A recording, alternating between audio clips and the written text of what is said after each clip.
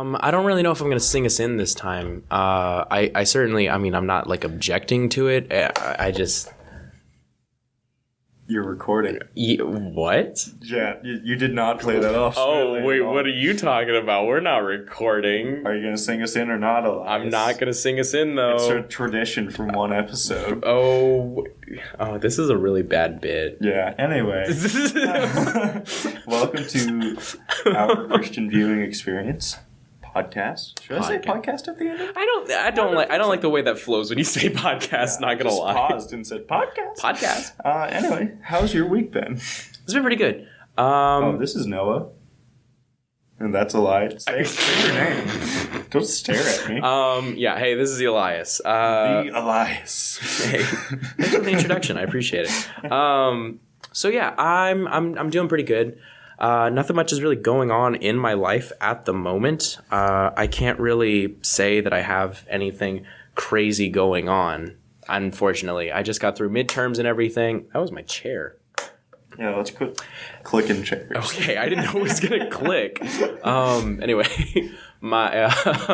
I just got through with my midterms and everything. I have not yet finished my taxes.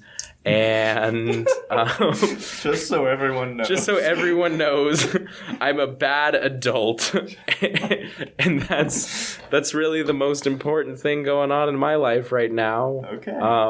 Cool. I had 4 tests and 2 papers last week, and it was horrible, but I made it through. Okay. And so far, I've passed every one that I've gotten back. So, woo. Well, since last time we saw each other, you and I went and saw Sonic together. We did see Sonic together. Want to follow up on last podcast conversation? Say your opinion of Sonic. My opinion of the Sonic the Hedgehog movie. It was... what was it? Okay, so to compare it to Detective Pikachu, which was like the last video game movie. Okay. Detective Pikachu... I love Detective Pikachu because I go into it and the whole movie I'm like, oh, Pokemon! There's the thing. I know that one. Ooh, I smiled. I laughed and clapped when I saw Apom. Okay. But for the Sonic the Hedgehog movie, it was so interesting because like all of the references were like super deep cut references, and like they're yeah. I was gonna say, Noah here, you don't know anything really about Sonic the Hedgehog other than like, whoa, gotta go fast, and like that's it. Like, well, I recognized Spring Hills is the name of the. Green Hills. I was like, I loved it. Green Hills. The one thing name. I recognized 100% was Green this. Hills was the name of the town in the movie. Yeah, Green Hills. I would say this movie was better than it had any chance of being. Oh, so yeah. Oh, yeah. After all the rewrites and everything, and like the reshoots and the redesign, and I was like, oh no. Okay, so do you agree with me that the redesign actually kind of saved it? Oh, and that, yeah. like, if the old design was in there, oh yeah, it would not work at all. It was bad. It was bad. Like I have nothing against the old design. I just prefer the new one. Yeah. And I have something against the old design. Yeah, I know because you actually like Sonic, but I do. But a lot. Like, do you agree that like all the performances fit better with this design? Yes. Like all the cartooniness of it made it work better. Oh, 100%. Rather than take you out of it was a very over the top performance on everyone's part, including Jim Carrey. Jim Carrey was more Jim Carrey than he's been in a long time. Yeah. He's what you think of when you hear Jim Carrey. Yeah. And so him being Jim Carrey with Sonic the Hedgehog instead of that thing, it flows a lot better. Okay. But yeah, to finish my comparison with Detective Pikachu, I just think that like the Detective Pikachu, it worked a lot better because of that like nostalgic value, whereas Sonic doesn't really cash in, I think, on that like easy nostalgia value. So I definitely like Detective Pikachu more. Yeah. But that's just because of your nostalgia. Because, personally, I have no nostalgia for either of these things. And I like Sonic more. Yeah. Because I'm not during Detective Pikachu going crazy that I saw the Pokemon. I'm just like, this story's pretty good. Ryan Reynolds is funny. Yeah. I get it. But I think Sonic had a lot more heart than Detective Pikachu, and I like the characters better. Like, the characters in Detective Pikachu were kind of flat in a lot of ways. This is my personality. They were done. I would say that there is personality and like character growth in the characters. I just say that it's very overplayed. You know, like the story, like you're like, oh, he's the father figure. Oh, he's the struggling child. He's the, you know, like it's just, they're very like, this is my character. I got it off of Getty Images. I don't know.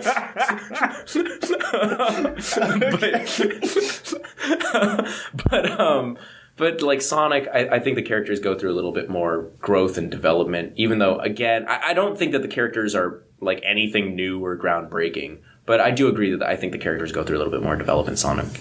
So. It's a lot more subtle. Yeah. Even though neither of them are subtle. No. Anyway, so after that, we went to my house, and my wife forced you to watch Frozen 2. Yeah. How do you feel about Frozen 2? Forced is an interesting way of phrasing that. Were you forced or not? Just answer the question, Elias. I chose, I guess. So, okay, for context here, I'd been hanging out with Noah and his wife. Sarah Beth. His wife. Sarah Beth. There you go. Is my wife. But yeah, so I'd been hanging out with them pretty much all day. And then I went to visit a friend of mine.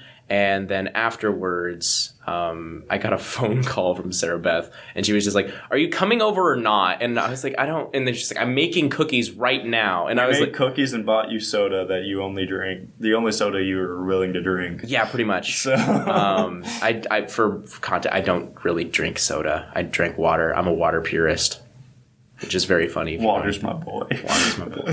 Anyway, but point is, so I was like, fine, okay, I'm coming over.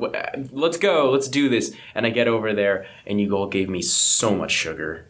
You still were barely awake. Oh, yeah. And I mean, I ate, like, we never figured out how many bags of sour cherries I'd eaten that day. You said it's at least 3. At least 3.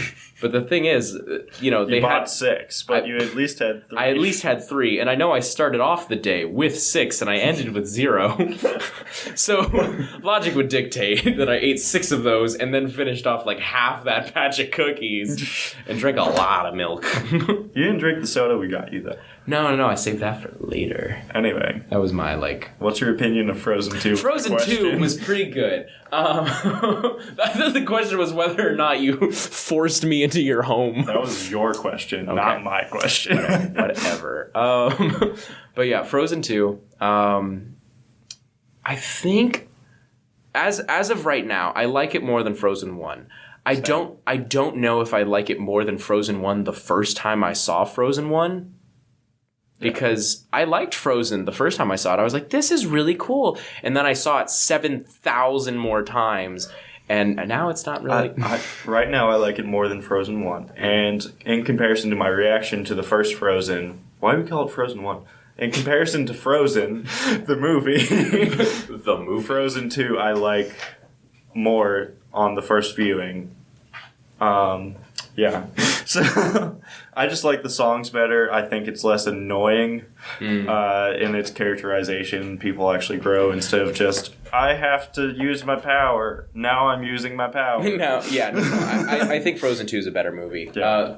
Those troll things are in there a minimal amount. Are they what you hate about Frozen? Oh, yes. Oh, wow. I greatly despise them.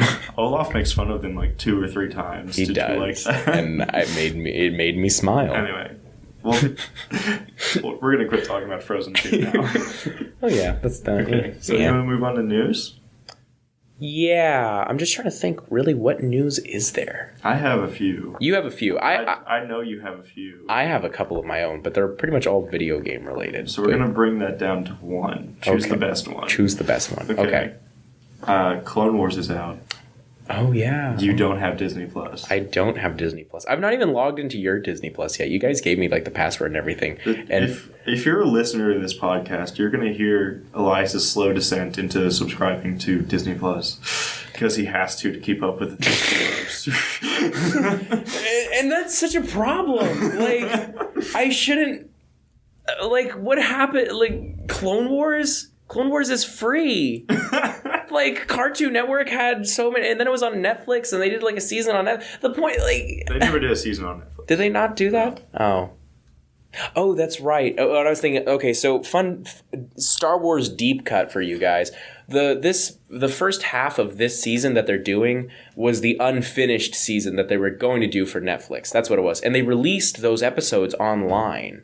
So for a little bit, you could actually watch them online, but they weren't finished. So the voice acting wasn't done in all the parts. Some of it was still in like storyboarding phases. So I'm curious to see what they changed from that. Yeah, I've heard it's exactly the same. Oh, so far. I only saw the first episode. So far. I personally did not watch those storyboard edit released on YouTube versions because I didn't want to.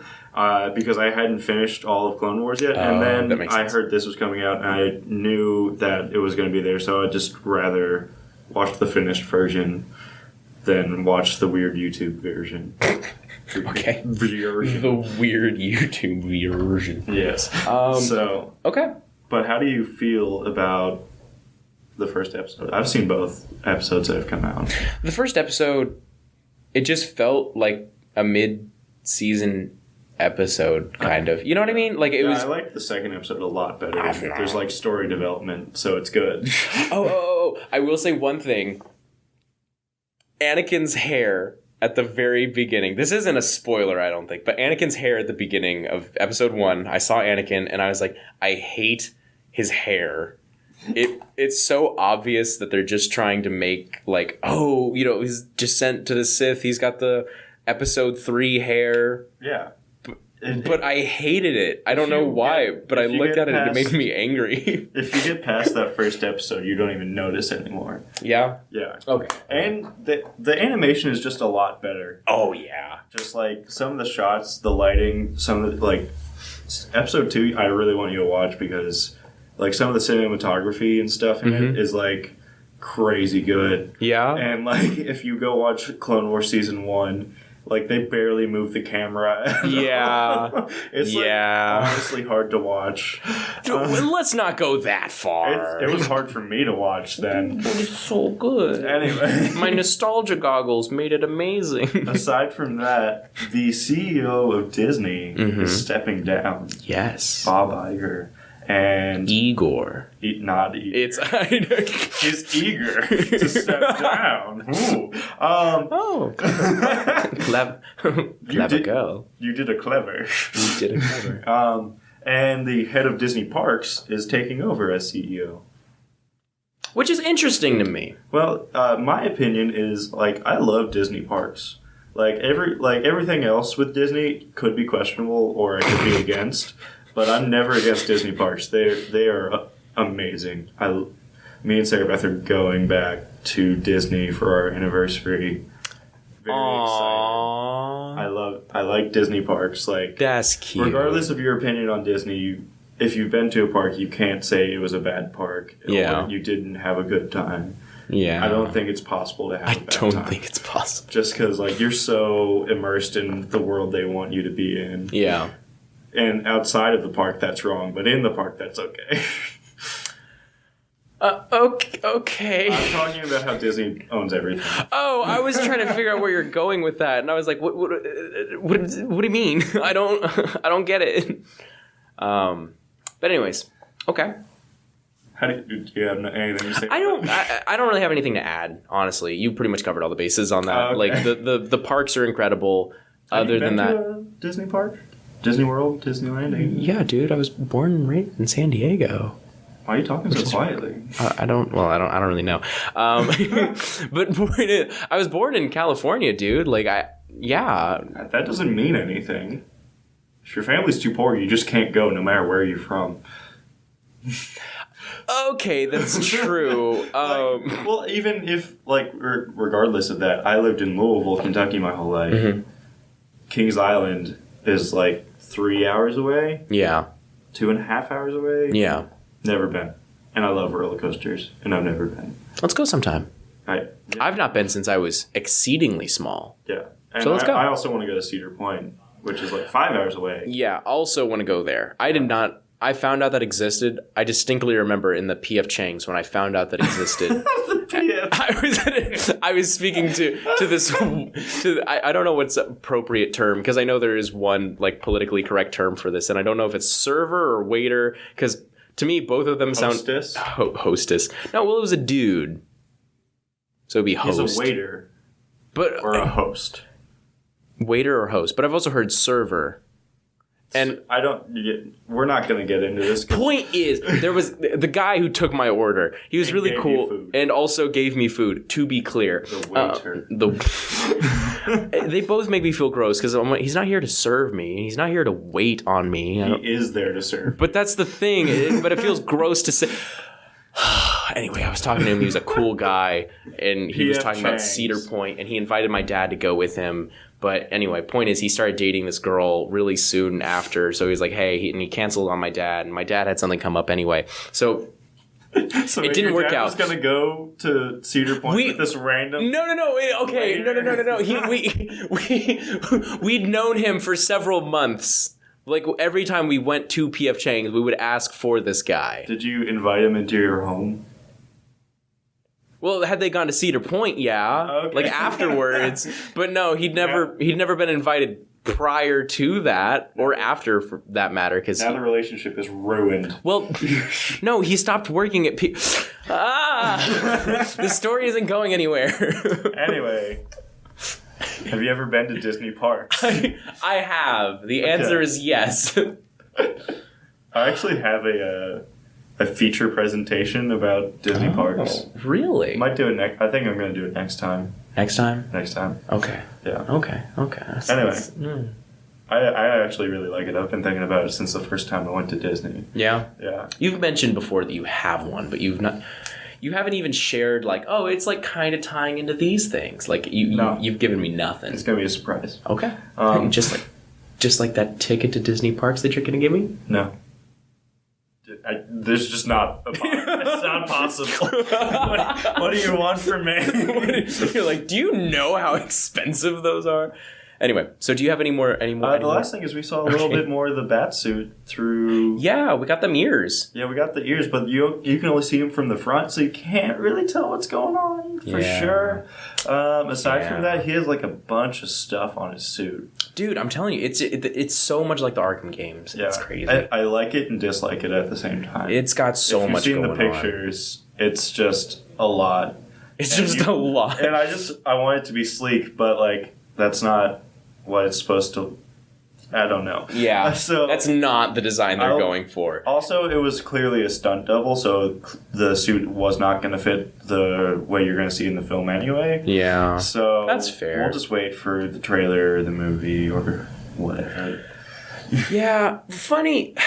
It's bugged. It's kind of like low key bugged me because in the little teaser trailer or whatever, it doesn't have a date.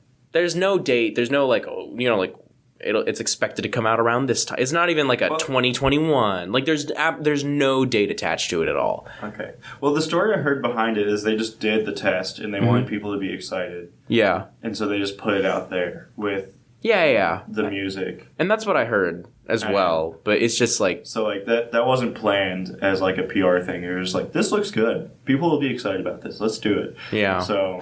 But it makes me grumpy. It's 2021. Get over it. It's gonna be fine. Anyway, what news do you have? So, Noah and I had talked about this. Noah is very big into movies, as am I. I am very into video games. He is not. Thank you. So I just wanted to cover a couple of little video game news thingies. Samurai Jack. Okay. Are you? I am aware of Samurai Jack. I have not watched all of it or anything. Oh, but I have. Is it on Hulu? It's Cartoon Network. I think it's on Hulu. I believe the newest season and everything else is on Hulu. Okay, I do want to see it I know it's good. I have everything except for the last season downloaded. That was released on Adult Swim. Yes. Because it is a little bit more of the I can't even say gore. It's Samurai Jack. There's just some blood. I don't know. Yeah. Like It's still pretty child friendly. It's honestly, like whenever I have kids, whenever I have kids, like I'd let them watch it. I'd let them watch it at like age 6. Yeah. I mean, it's like the design of Samurai Jack is like really minimalist. So like, and even that's what if I it love was about super gory, you wouldn't see a lot. Yeah. So, like, if it got as gory as possible, it would not. I don't like the thought of gory Samurai Jack. Let's just move on. It would even just let me finish my point. Okay, it would even as super gory Samurai Jack would still just look like a drawing. It would not gross you out at all because it's clearly not real. So that's fair. Anyway. Point is, Samurai Jack. There's a Samurai Jack video game in development. Ooh. And I can't really say a continuation of the story. It's a new story. And it's written by the same guy. I believe it's written by the same guy who wrote Samurai Jack. So I'm really excited for that. But it's not really, it's like I said, I can't really say it's a continuation. But it just is a new story. And I think it's supposed to be like Aku sends him through, different timelines right before the final battle. So anyway. So potential spoilers for Samurai Jack. Is he alive at the end of it? Is it is it even possible to be a continuation? Do you really want to know? I don't, but I want to know. He does. He does what? He does die? He does be alive. Okay. Yeah. I could assume so, but I could also see him dying at the end. Just from the tone of the show. Yeah. I was gonna say something just so that way if anyone in the audience had seen it, it would be you get it, but I don't want to spoil it for you. Okay. And it would be a low-key spoiler, but not really. Anyway. But it would just be really corny. Anyways. Have they released anything? Have they made an announcement? It's there's IGN has an exclusive trailer. As far as I'm aware, they still are the only ones with a trailer. And it's a very nice trailer. Is it in the same art style as the cartoon? That's what I don't... Because I would want it to be. I honestly don't know. There are parts of the trailer are done in the same art style as the cartoon itself. Other parts are done in a more 3D open world, but it still looks like Samurai Jack, very angular, very blocky. Style, but it's 3D animation. It's 3D animation. So that's you'd have to watch it because I don't really know a good way to explain it. I'll watch it later. Yeah, I highly recommend you do. It's a very good trailer. But I think maybe some parts of the gameplay are going to be done like a 2D side scroller kind of thing and be done in the art style of. That'd be really interesting if they switch open world. And that's the impression that I got from the trailer. It's either that or it's going to be all open world and then with these cinematic cutscenes. And the cutscenes will be exactly the art style. Yes. Yeah, that sounds really interesting if they go back and forth between different gameplays. Yeah. Because that would work within. That would work. Samurai Jack. I'm so excited! I love it. Did you have anything else from the video game world? From the video game world, Death Stranding. If that's something you all know about or are interested in, Hideo Kojima, who is a very big name in the video game world. He did Metal Gear Solid and worked at Konami, and there was a lot of blah blah blah blah blah. Anyway, so two things from the world of Hideo Kojima. One, Death Stranding is coming to PC, which is a big deal. And the other thing, and it has all the PC niceties that you would expect, bloom control. Ooh. Anyways, this means nothing to me. I looked at you as soon as I said that, and I was like, he doesn't know. But anyways, so that's really cool. Other than that, so pretty much the reason Hideo Kojima left Konami, he was working with Guillermo del Toro on a video game. And it was a I'm assuming you know at least the name Silent Hills. I thought it was Silent Hill. Okay. So the game series is called Silent Hill. Hideo Kojima and Guillermo del Toro were working on a Silent Hill game called Silent Hills. Okay. It was amazing. If you've ever heard of PT, never mind. So PT, technically it stands for like Post-traumatic. Post-traumatic. But I think it stands for playable teaser, technically. But anyway, it's the best horror game ever made. But it was a teaser. It was a teaser for Silent Hills, and you can beat it in like 30 minutes, but you can't get it anywhere. So like on the internet, like there have been like fan like recreations of it for like download for forever. Anyway, point is, it's excellent. It's terrifying. It has a great little narrative. It only takes place in 3 rooms in the whole. It's 3 rooms, but it's beautiful. And so the internet and everybody got super excited for Silent Hills. Because they didn't even know what this was a teaser for. And then it was like, oh my gosh, Hideo Kojima and Guillermo del Toro, these 2 like great, crazy mind crazy people. No, I meant crazy in a good. Anyway, point is, they were like getting together, making this game. It's going to be incredible. Anyways, there is a rumor that Hideo Kojima Games, after he left Konami, because Konami basically set Silent Hills on fire and didn't let that happen. So Hideo Kojima left to make his own thing. He made Death Stranding. That was his first thing that he did. And now rumor is that that his company is working on a Silent Hill game. And it's based off of this one like Twitter post.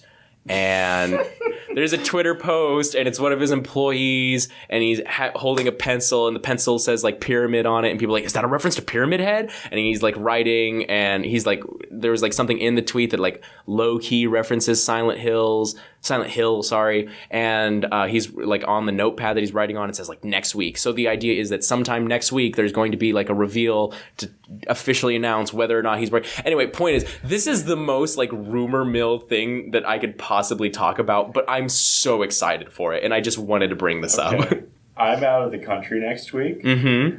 I'll be in Cyprus doing a mission trip, Mm-hmm. and if I get a text or a message from you... Can I actually, let me talk about this on the podcast. Can I text you? You should probably message me through GroupMe or Instagram or Facebook or something like that. Okay. Not Instagram. I undownloaded Instagram recently. Okay. So... I didn't know that. Huh. Oh. But, I mean, it's just... I'm not going to use it for like a month or something just because I was using it too much. But yeah. Anyway, it's better for you to message. I have WhatsApp. Okay, I can message you on WhatsApp. Okay, yeah, so just do that. But if you freak out and you're sending me something about Silent Hill and I have no idea what's going on, then I will block you. Then I will know that something happened next week. Yeah. Dude, I'm so excited. Anyway, aside from that, okay. The last thing I just thought of with news is, did you see that Catwoman is pregnant? Yes. And yes. She has a maternity costume thing. Yeah, she does. And I hate it. Why would they need that? Why is she on patrol if she's 8 months pregnant? I don't get that. Like, it's so dumb. Anyway, and I mean, like... I'm excited that she's pregnant, but... I'm excited that she's... This photo, is in the comics. This is all comics talk, by the way. Not... they released is she's like on a roof in her Catwoman outfit with the giant stomach of a pregnant woman, and like it's raining and they're like in love or whatever. But it looks in love. Like they're like staring at each other's eyes. Yeah. Anyway, doing the Batman Catwoman thing. Yeah. But did she make a new costume? Is her costume stretching? It's clearly leather. Yeah. It's not spandex. What is going on? I want to see the comic book logic for this. I believe that she made a new costume specifically for the pregnant patrols. Just don't go on patrol, you crazy woman. You crazy. As soon as you get in a fight, you're gonna go into labor. It's kicking. And she does all those like giant, crazy, the big elaborate jumps with like her legs, whip, like wide open. Yeah, like, that's not good for a pregnant woman to do. What are you doing? No. That's the only reason I'm not about it. I mean, I'm all for, like, if you're a woman and you're pregnant and you're like, you know what, like I still got a job to do, whatever, that's fine. But don't do superhero work. Take a break. What is wrong with you? Don't get into situations where people will be shooting at you and you have to and you have to throw your body at them to win. No. Anyway, but so Catwoman is already decided is going to be a bad mother. Wow. Okay. I just want to ask one question about, do you think it's going to be another boy? Another Robin? Or is it going to be You know what? I honestly hadn't thought about that. And I'm sure that it's probably been discussed in the comics. I assume that they've announced... I don't think they've released a comic with it. They just released a still from a comic. Yeah. Saying, hey, this is coming soon or whatever. Because in the current comics, they're like fighting against this guy. Yeah. I can't remember. The Planner or something like that. The Planner. I wish I could tell you his name, but... Oh, wait, no, that's a Marvel comic. Never mind, I was going to give a name, and I was like, wrong villain. It's a new thing. Yeah, I can't remember his name. The designer. There we go. All I could think of was the Tinkerer, and I was like, nope, that's Marvel. Stop, brain, bad. Yeah, the designer, and that's a completely new thing. Yeah. She's not pregnant in that, so it's in the like separate Catman and Catwoman switch costumes. Solo comic. Where they only interact with each other in that comic. Yeah. But anyway. Point is, I think it's going to be a girl, because in the past, Huntress, the character, has been their daughter. Yes. And I would like to see something similar happen. Yeah. And also... Huntress is a cool character. Also, Batman has 4 sons already. Maybe 5 if you count. What's the Symbol? That's his superhero name. What's his actual name? Symbol. What's his actual name? I can't remember right now. Oh my gosh. I don't know, but Lucas? Something like anyway, that. But yeah, his Y chromosomes are just like they're prolific. Anyway, he has 4.5 kids and 4.5 kids. And like none of the girls that have been in the Bat family have been adopted by Bruce Wayne. They've just been like there was the girl Robin. Friends. No, Stephanie Brown? Yeah. She was not adopted. Anyway. You're right. She wasn't. Oh my gosh. Just a family friend. You're right. So we're going to leave that now. Oh my gosh. She was never adopted. Yeah. An orphan was never adopted, and her name is Orphan. And you're just like, oh. Bruce Wayne, get it together. That's really mean. And Barbara Gordon was... Gordon. She's a father. So she very distinctly. A living father. So I'd like to see a girl actually be the... that'd be really cool. Because not gonna lie, I assumed male. Yeah. Sexist. Low key. Whoops. Anyway, so we're gonna move on. That was the end of news. If you have anything to say about that, say something. If you can, honestly, a bit of audience interaction right now. If you can think of a gospel message in Sonic, I'd love to hear it, because I've tried and I can't find one. Can you find one? Or have you not tried, Elias? Okay, on that note, funny thing, my gospel message for today is, no. Call it feature presentation, Elias. Okay, dude, chill. But no, I was trying to think of something, and I couldn't come up with anything, but I was like, at first, my first thought, and I was like, this is so dumb, but I was like, my first thought was like, what if the warp rings, he's going to all these different places, and it's like God's message, it pursues us wherever it goes, but I was like, but he uses up the warp rings, and that doesn't make any sense. It doesn't make, and I tried so hard. I put so much effort. Listen, I guarantee you there is something in there. It may be very minimal, but it's in there. So if anyone in the audience can tell us what it is, that'd be nice. That would be dope. Okay, so we're actually going to do feature presentation now. Okay. I'll go first since you went first last time. Did I go first last time? I thought you did. Oh, wait. You'll go first. I did go first. I was going to say... Frankly, I don't care who goes first, but... I was just trying to be fair and see who goes first. to switch it off. Yeah. I'm gonna make the executive decision to make you go first. So go first. Cool. What am I talking about? Oh, right. No, seriously. I write mine down. I just write mine down. So here we go. I'm pulling out my phone. Please forgive me. I wanted to have a couple verses handy. Because my verses are jumping all over the place today. But anyway, so here we go. Today I am going to be talking about Infinity War. Ooh, okay. What got me thinking about it? Is that too indie? Will people have seen this? I don't even want to talk about this. Last episode you talked about Community. Okay. So like, I'm pretty sure that we've gone too deep already. I don't even want to mess with that one. But no, seriously. You good? No. I'm giggly. But no, seriously. So here we go.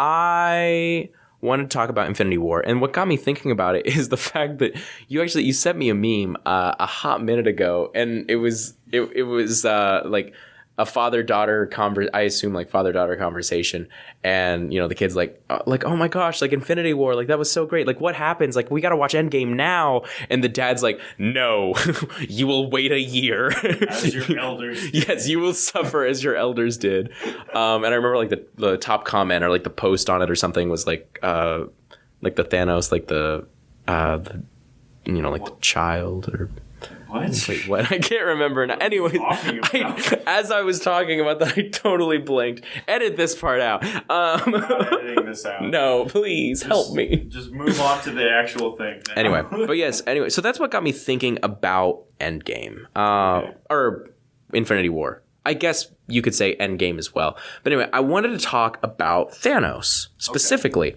and his philosophy, for lack of a better term, I suppose. His philosophy is, I'm a crazy person. But he doesn't think he's a crazy person, which is the hallmark. Why he's actually crazy. Yes. If he admitted his craziness, that he's not crazy. Yeah. I understand. I was going to say the hallmark of craziness is of insanity. But anyway, jumping into this. So, Thanos, his whole shtick and a half that he has... Okay. That was an interesting way for me to phrase that. But his whole thing, he's so big on sacrifice. I mean, there are two messages, I guess, that I want to bring in while talking about Thanos, because I kind of only have half messages. But there's Thanos himself, and he's pursuing these Infinity Stones in order to gain his ultimate cosmic, like godlike power. And I think that he has such an interesting contrast with some of the heroes. For himself, in specifically, there were 3 stones: the Time Stone, there's the Time Stone. I would help, but I don't know what you're going for right now. There are 3 specific stones. The reality, I guess you can make an argument for the reality stone. Anyway, there are 3 stones, and I can't remember what they are right now. But anyway, somebody gives him the stone in order to specifically protect the life of another person. Okay. And I don't remember. It was the Space Stone. Loki gives it to protect Thor. Right. The Time Stone, Doctor Strange gives it to protect Tony Stark. Yeah. What was the last one? I guess the reality stone, because that was Gamora and Quill. No. No, that's not. Remember the Soul Stone? I guess you can make the argument for the Soul Stone, because that's a very... He actually killed Gamora for that. Maybe there are only 2. Maybe just as I was thinking about it, I thought there were 3. Point is, but yeah, there's that element of sacrifice, but well, there's the opposite with Vision. He gives himself up to protect the Mind Stone from getting taken. Oh, that is true. And you're like, now I have all the time in the world. or something. I don't remember what he says. All I've got is time. I don't.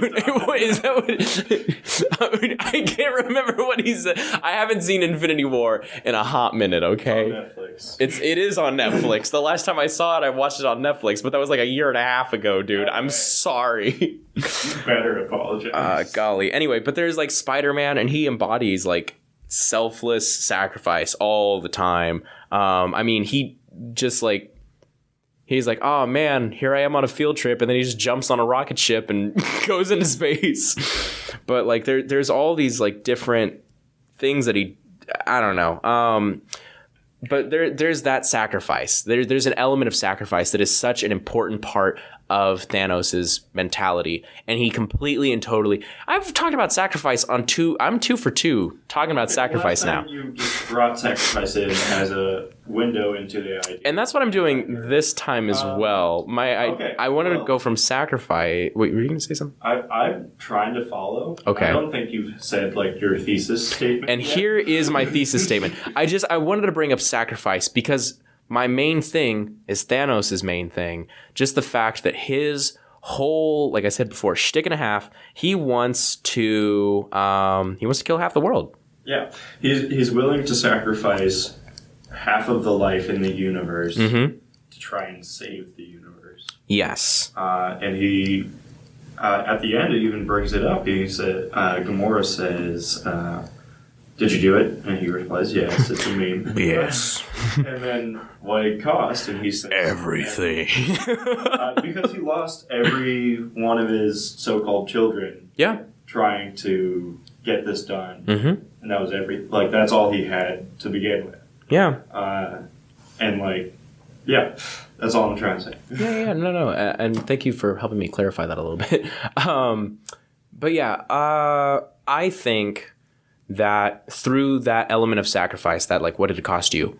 Everything. It's just, I just love that so much. I just, oh my gosh, I just love that line. Anyway, point is, it's such a great meme. Anyway, point is, it's just, through this sacrifice, he loses everything, but so does everyone else. Yeah. And I mean, I guess you could say Endgame kind of undoes all that, but through the lens of Infinity War,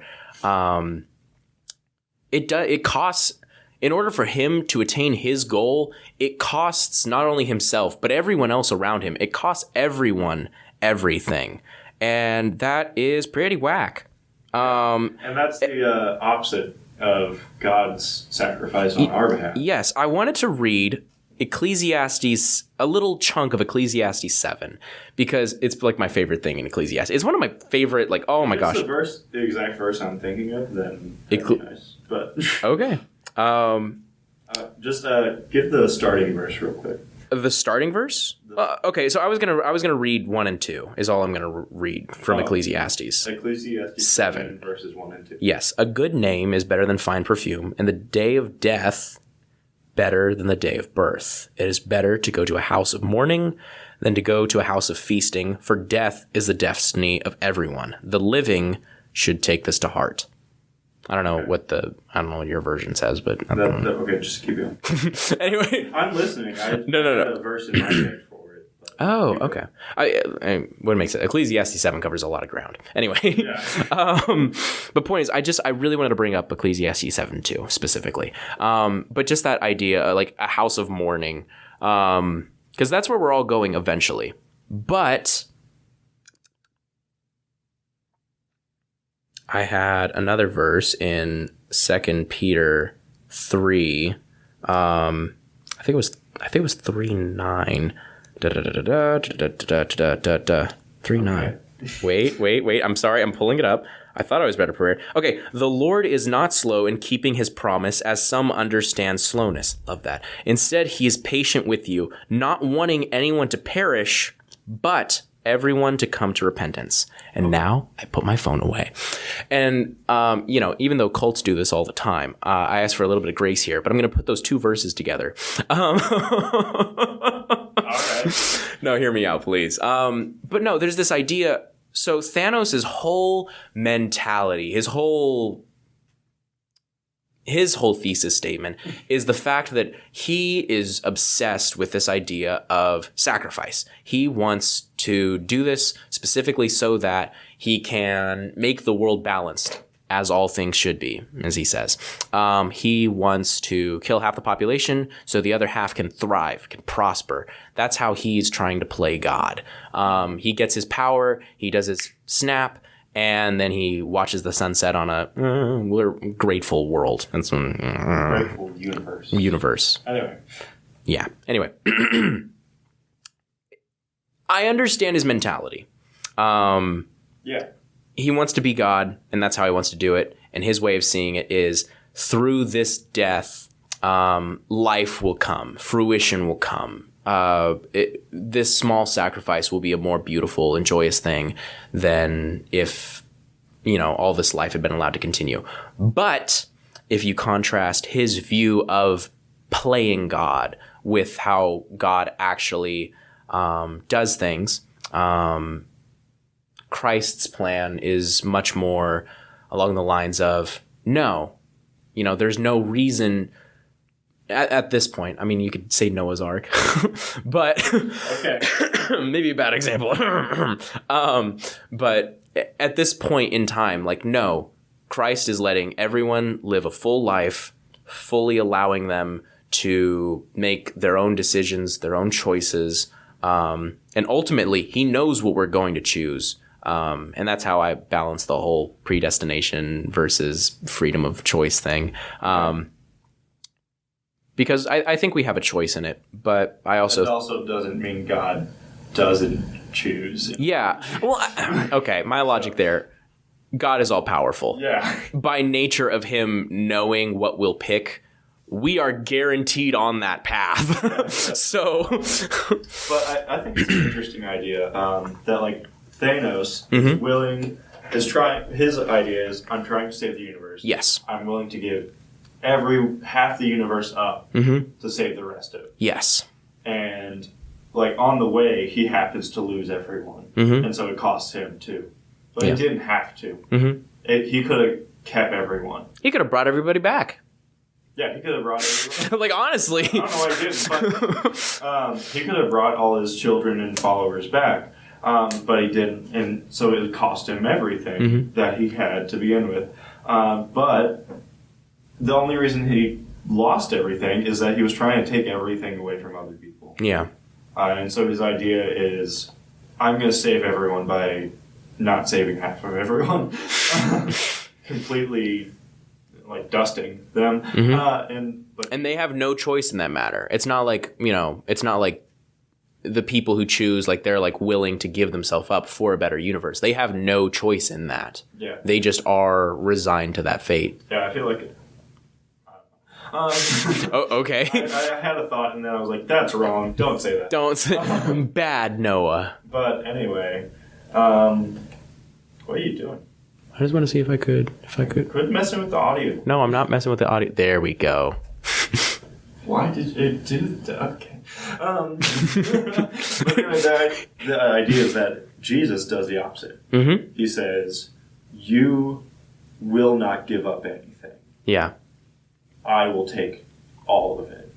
That was his idea from the beginning. Yeah. In order to save everyone. That all might be saved. And so, yes, there's sacrifice in the Christian life, but it's a willing sacrifice in that, if I believe Christ is Lord and I confess it with my mouth and I live my life as if I believe that means giving up stuff. Yeah. It's not because, God demands that I give up this and that in order to follow him. It's, if I'm following God, why would I be doing these things? I have to give them up because those two things don't combine.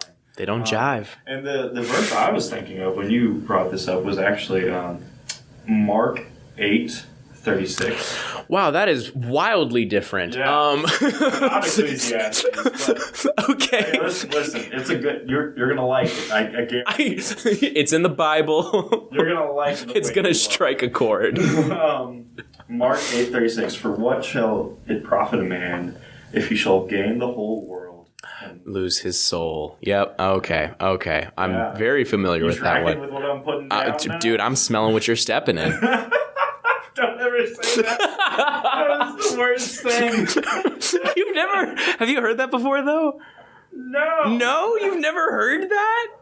Say it again, please. No, I thought you just said don't, but say it again so I can hear it properly. Yeah, are you smelling what I'm stepping in? Oh my god. You picking up what I'm putting down? Smelling what I'm stepping in? No, this isn't. Okay, I'm gonna speak now. Yeah. Okay. So, like, what did Thanos profit if he gave up everything in order to save the world, but he lost his soul? Like, you could argue Gamora is his soul because, like, he's the only. That's his moral compass. That's his only thing that he actually loves. Mm-hmm. Like, that's why she had to be the sacrifice. So, like, he lost his own soul mm-hmm. to save the world, and what did he gain? Nothing. And that's, like, played out in Endgame where it's just reversed. Yeah. He gave up everything Reverse. and tried to save the world, and it was just reversed later. Yeah. It was, like, it didn't actually do anything. Yep. So, yeah, that's what I thought you were going for. But, like, I do like the idea of, like, what is a godly God sacrifice? Godly God.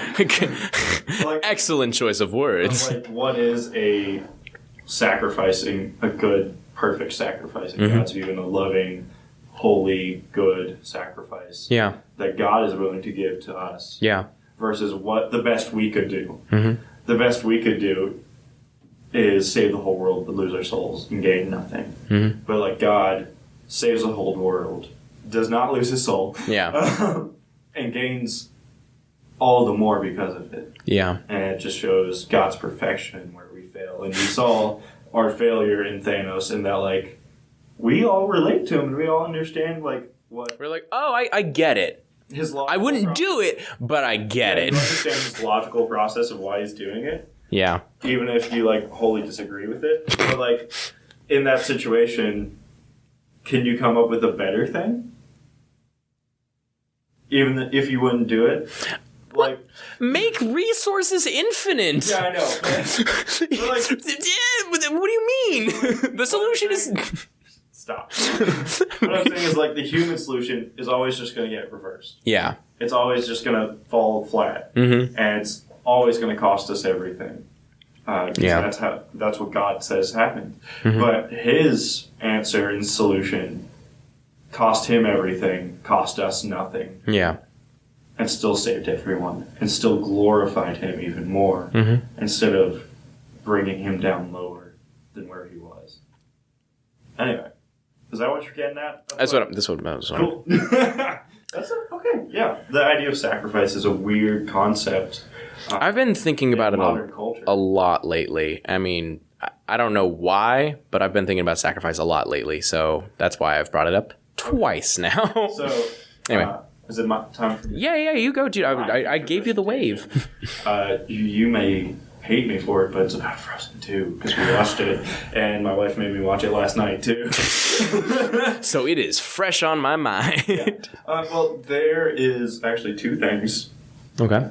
That I've seen, but the one I'm going to talk about, the first one that I will not talk about for more than like 3 minutes, is like the whole movie is like a good allegory for a broken world brought back to life. Oh. And that, like, the world we're presented with in the beginning of the movie is a spiritually broken world. Like, literally the spirits are against humanity mm-hmm. and close themselves off.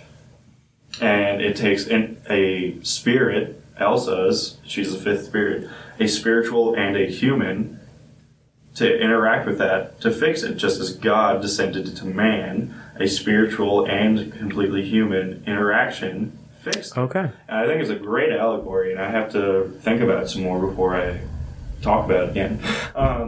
Okay. So I'll bring that up later, or you'll think about it a little too much, and then you'll bring it up later or something.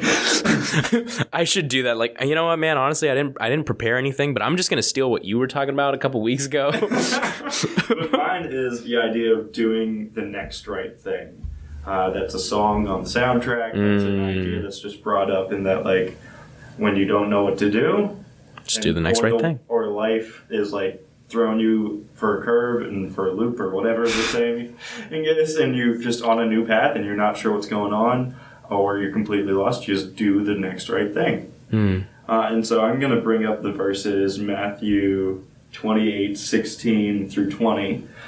Which is the section called the Great Commission, and so a lot of Christians should have heard of this, and I'm privileged to be the one who introduces you to it if you haven't heard of it before. But I'm going to read it real quick. I'm in the ESV version, Matthew 28:16 through 20. Now the 11 disciples went to Galilee, to the mountain to which Jesus had directed them. And when they saw him, they worshipped him, but some doubted.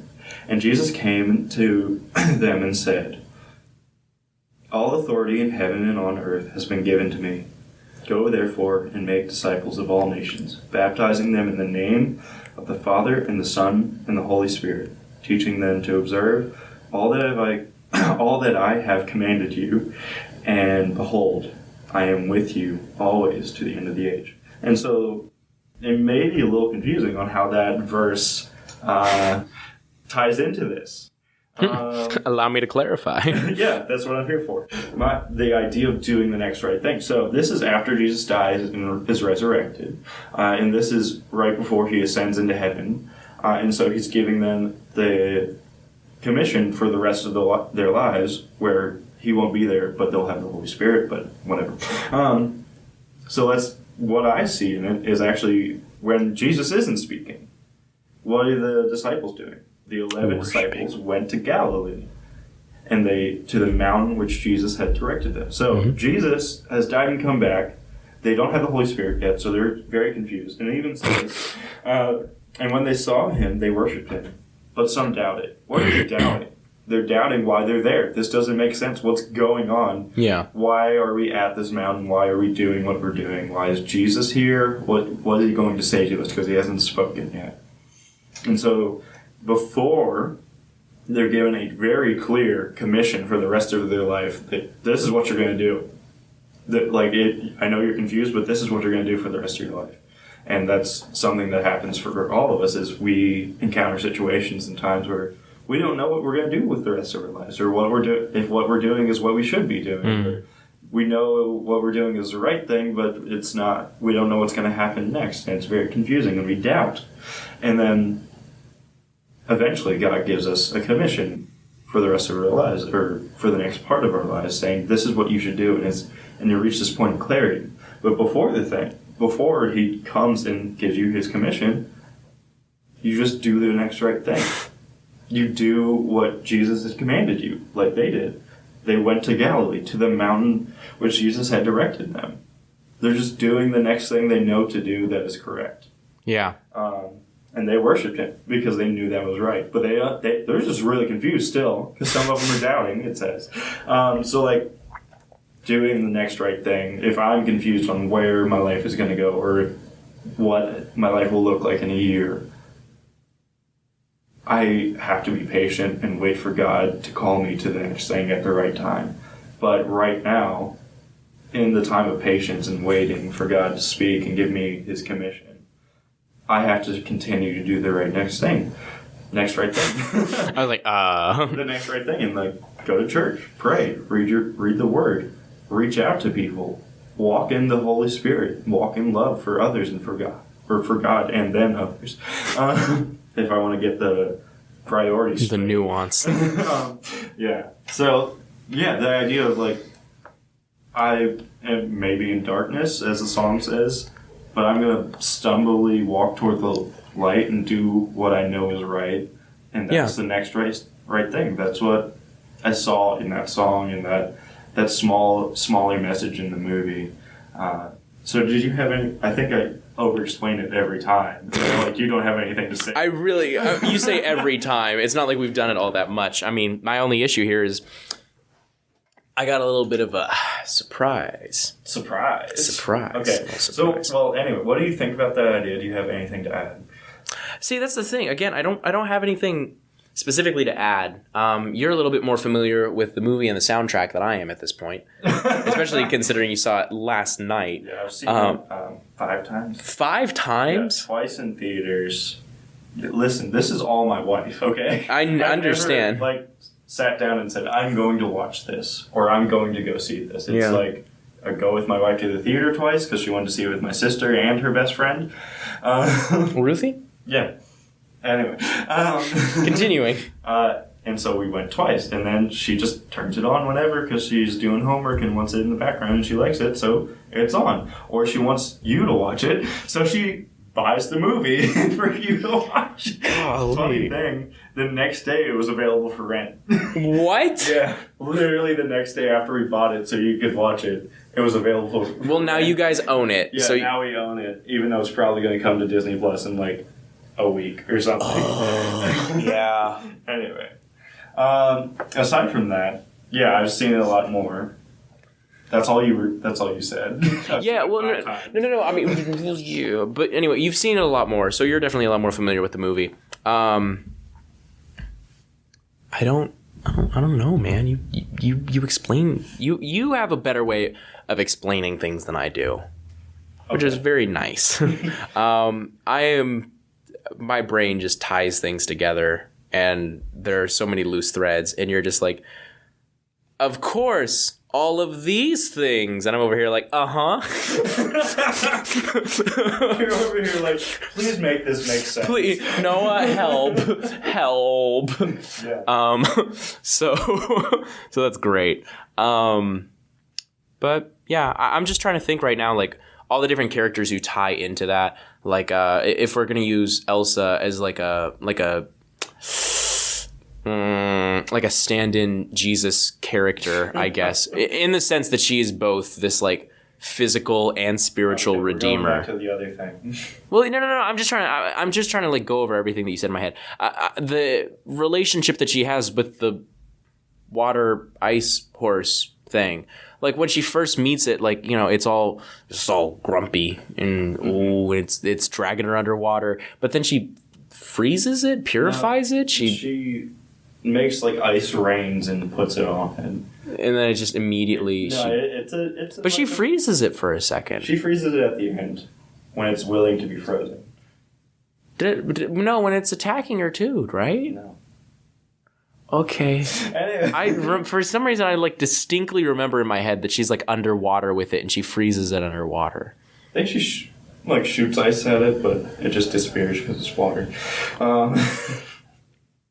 Huh.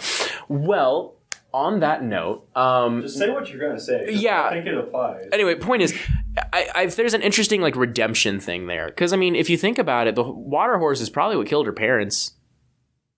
That's the way that I saw the movie, because something had to sink their ship. Okay, and it's the water spirit. It's the water. Mm-hmm. I mean, okay. That's the way that I saw that. Anyway. So whether or not that's confirmed by Disney that Elsa's horse killed her dad. Elsa, the water horse, killed her parents. I feel that's probably already an episode. I don't think it is. I'm honestly surprised I didn't think of it. Anyway, point is, in my headcanon, the horse killed her parents. The way that this ties into everything is that there is this, like, if we're going to continue making Elsa this, like, Jesus stand-in, this horse... In the allegory. Thank you. Not Jesus. She's not. She isn't Jesus, but she's like... Do not worship Elsa. But, like, she's, like, pretty close. You can make it right. Yeah, okay, fine, whatever. You interpret the movie how you will. Anyways, the horse would be the stand-in, the allegory for us as sinners, like rebelling against her father, actually like actively seeking out ways to harm both of them. And yet, in spite of that, Elsa still took the time to befriend it, to, I don't know, calm it down, I guess, to break it in, to tame it, to like bring it under her, I don't want to say control, because that has gross implications for our relationship with God. But not really. We're supposed to be like his servant. Like I guess you're right. Paul says. I mean, you're right. You're right. Servant of Jesus Christ. But anyway, my point is just that like there's this interesting point to bring up of just like, hey, like, you know, like at the end of the movie, like the horse is very willingly serving Elsa, and Elsa is very much like seeking out like what is best for the horse, like, you know, like treating the horse well, you know, like okay. Yeah. Yeah, I think that's an interesting idea in that like that the first idea that I brought up, the allegory, is like Elsa has to bring the spirits in, be the bridge alignment Yeah. of where they need to be, and then there's also this physical barrier that's set up, in that like Elsa and Anna have to like break that down, and that like the people need to relearn how to interact with the spiritual world. Yeah. And so she is like the leader. She becomes like the leader at the end of the movie. Spoilers. Anyway. Whoops. And of like bringing the human world back into where the spirit world and the human world are properly interacting. And then she's also keeping the spirit world like in alignment with where it needs to be, and so that like there won't be this spiritual brokenness of and separation anymore. Yeah. Well, there we go. I think you're correct in that like the allegory is like our spiritual things is like the horse and Gale the wind and Gale. the rock giants and the gecko, The gecko. the fire gecko, Which is such a weird, like, the almighty fire spirit. It's a gecko. But like, yeah, she like calms all those down and puts them back in their proper place, doing their proper thing. And she's also leading the specifically human characters back into a proper relationship with proper balance, yeah. Spiritual world, perfectly balanced as all things should be. Anyway. That's always my Thanos voice, by the way. Anytime I imitate Thanos' voice, I'm like, all things are balanced. Yeah. So, yeah. Sorry, I just needed to share that for some reason. Yeah, I think that's an interesting. I think we just we're not going to do the allegory of Frozen 2 anymore because we just did it. We just got there. We go. Yeah, I really appreciate the next right thing part too. Yeah. Do you think it's correct to view it that like what we should do? Yeah. I mean, I think that there's definitely something to be said for like. In Christian community, there are often times where it's a huge point of contention where you have to say, what is the next right thing? Like, what is God's will in this situation? And so definitely I think that it's always right to continue with, you know, what should you do next? The next right thing. That's what you should do next. Yeah. But I would say that it does take a lot of wisdom and discernment. Because when you say what is right, it's following God's will. And that does take like... It does take like a little bit of wisdom. It takes some knowledge to understand like what is God's will and to like think about it, pray about it, and to engage with the Christian community around you to honestly know what that is. Yeah, I think so. And also, my thing is, I forgot already. My thing is, you need to do the next right thing. Yeah, you actually need to do it. Yeah, but like. A lot of people get in the circumstance where they just don't know what's next and they don't know what's going on and they're like in the dark and God is like waiting for the proper time to speak to them. And when they're in that time, they don't do the next right thing and they give up and they're like, you know what? If God was real, he wouldn't let me go through this. Or if if I'm doing everything right, then why isn't God talking? Because you need to wait. Be patient. I am guilty of that myself often. I do admit. Yeah, so I think it's like a really important thing to think about is like actually continuing on in the faith, and the perseverance of the faith is in a fruit of the Spirit that we're supposed to recognize as Christians and other Christians. And this is part of the perseverance of the faith is like when you're lost, when it's really dark, when you don't know what's going on, continuing to do the next right thing, continuing to try and discern God's will and enact it in your life, like you were saying. But that's all I have. Elias. We're trying to close it up. I was just trying to think, because what you were saying, and then I was trying to remember the lyrics to Let It Go. No. Because there's a part where she's like, this is the part where she's like talking about like something's dark or something. I don't know. She's like talking about like cold nights or something. I don't know. Stop. If you want to do that, do it next podcast. Okay. But no, I was just trying to think, because I was like, it low-key relates. Like, because you were like talking about dark. Anyway. For the audience. Moving on. Who wants to look that up and send it to us? That'd be great. Also, what's the spiritual message in Sonic? Please tell us. Please help. Aside from that, you can contact us at ocvepod@gmail.com, and we will likely respond, since only like 5 people will hear this. And we're getting our podcast on iTunes and Google Play and Spotify and Stitcher right now. So hopefully you'll be listening on one of those platforms soon, or right now when you listen to this episode. So we're looking forward to that. Hopefully you're already following through. Yeah, if you have any spiritual messaging you found and you want to share with us, or you want us to talk about, that'd be great. Bring it up. If you have any other opinions you want to talk about, bring those up. If you're in the Louisville, Kentucky area, we may even invite you to come present it yourself. But aside from that, that's the end of the podcast, right? You want to say anything to close it out? Not right. You always ask me, like, hey, now that we've covered all the bases, do you have anything that you want to say? And I'm like, just say bye. Bye-bye. Bye. Bye. Bye. No, you gotta hit the stop button, not the record button. Hit stop. We're gonna say bye again. Goodbye.